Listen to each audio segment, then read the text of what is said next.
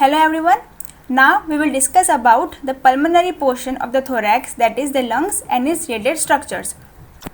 Now first of all, as you can see, these are the two lungs, the right one and the left one. Now as you can see, the right one has mainly two fissures, the horizontal fissure and the oblique fissure, while the left one has only one fissure, that means the oblique fissure. In the right one, the anterior border is straight, but in the left one, the anterior border is interrupted by the cardiac notch for the heart. The right one is comparatively heavier and larger and weighs around 700 grams, while the left one is smaller and lighter and weighs around 600 grams. Now let's talk about the structures related to the mediastinal surface of the right and the left lung, or we can see the impressions on the particular lungs. Now we have many things to remember over here. So just remember the main things. That means in the right lung we have mainly atrium, ventricle, the veins, some structures and the nerves. So remember the main headings only. So we remember the further things in detail. First remember the atrium. In atrium we have right lung, so of course right atrium and auricle. Ventricles, of course right ventricle. In the right lung we have only veins. So just remember the veins, no arteries. That is the superior vena cava over here, inferior vena cava, right brachiocephalic vein and the azygous vein. Two structures, that means the esophagus and the trachea, and two nerves, that is the right phrenic nerve and the right vagus nerve. So just remember the main headings, that means the atrium, ventricle, veins, structure and the nerves. So afterwards you will be easily able to remember the main names of the particular headings. For the left lung impression, over here also do the same thing. That means just remember the headings and then you will be easily able to remember the further details of that. That means we have left ventricle, left auricle. Over here we have some arteries also. In the left part, just remember we have arteries also. In the right part we were not having the arteries. Veins, only one vein, and over here three nerves. So we'll remember the headings. After that we will easily able to remember the main detail about that particular heading. Okay, now in the left ventricle we have left auricle and we have some part of right ventricle or the infundibulum part. Infundibular part, that means those part of the right ventricle which is actually continuous as the pulmonary artery or the pulmonary trunk.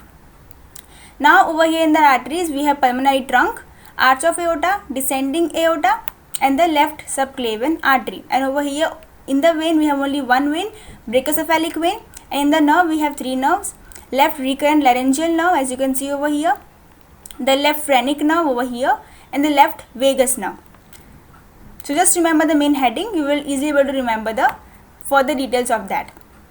Now the root of lungs. First of all, what are these? Root of lungs are actually short broad pedicel which connects the medial surface of the lungs to the mediastinum. Now it is mainly formed by the structure which either enter into the lungs or goes out of the lungs from the hilum. Hilum is nothing but the depression in the lungs. So it is formed by a structure which actually goes out or comes inside the lungs via hilum or the depression we can say. Now the location of the root of lungs is at the opposite the body of thoracic number 5, 6 and 7th thoracic vertebra.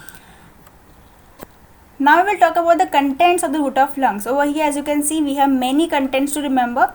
So there is only one simple trick to remember the contents or any kind of long structural thing is that just remember the main headings. Over here as you can see I have made the main headings of the contents of the root of lung. So just remember the bronchus. Over here you can see in the right lung we have mainly two bronchus, that is the epiarterial bronchus and the hyparterial bronchus. In the left lung you have only one bronchus, that is this middle one. This is the only one bronchus in the left lung. Now the artery, we have mainly two arteries over here, pulmonary artery and the bronchial artery. Pulmonary artery is only one on both the sides as you can see, while the bronchial arteries is one on the right side and two on the left side. Okay, I am just giving the overall view of the contents. We'll discuss in detail later. Now the veins, we have mainly two veins in both the sides, that means the superior pulmonary vein and the inferior pulmonary vein, and we have bronchial vein also. Okay, now next is the plexus. We have over here pulmonary plexus. This is the pulmonary plexus, anterior and the posterior one. This is the lymphatics. These are the nodes over here, bronchopulmonary nodes, and lastly the areolar tissue. in the root of lung. So it was overall view. Just remember the main headings. So you will be easily able to differentiate the main contents of the root of the lungs. Now let's go in detail about this. Okay, now we will discuss the particular position of a particular content of the root of the lungs. Now first of all, let me tell you that this is the anterior portion, or this is the anterior surface of the root of lung. This is the posterior one, this above, and this is the lower portion of the root of lung. Now first of all, the contents which are going from anterior to the posterior, which are located from the anterior to the posterior surface of the root of lung is, just remember the mnemonics VAB, that means vein, artery and the bronchus. Over here the anterior to posterior content is same in both the lungs.